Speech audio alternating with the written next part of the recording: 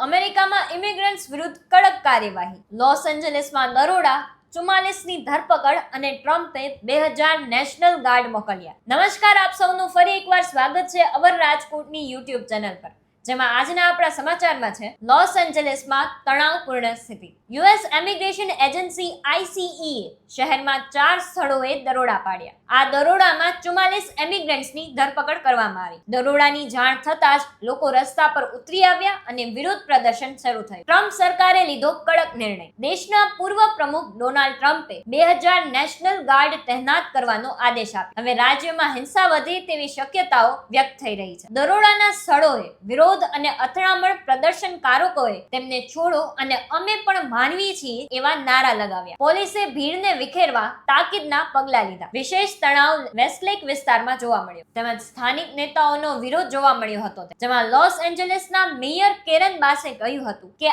આ કાર્યવાહી અમારા સમુદાયમાં ડર ફેલાવે અને શહેરની સુરક્ષાને ખોરવે છે. સેનેટર એલેક્સ પેડિલાએ પણ આ ઓપરેશનને અનાવશ્યક ગણાવ્યું હતું. તેમજ હવે વિવાદિત દાવાઓ વિશે વાત કરીએ તો ICE અનુસાર દરોડા માત્ર 4 સ્થળે જ પડ્યા હતા, પરંતુ ઇમિગ્રન્ટ બચાવ સંગઠનોએ એ દાવો કર્યો હતો કે 7 અલગ અલગ જગ્યાએ દરોડા પડ્યા હતા, જેમાં હોમ ડેપો સ્ટોર, કપડાના ગોદામ અને ડોનટની દુકાન પણ સામેલ છે. તો આવી જ અવનવી ન્યૂઝ અપડેટ સાથે જોડાયેલા રહો અવર રાજકોટની યુટ્યુબ ચેનલ સાથે.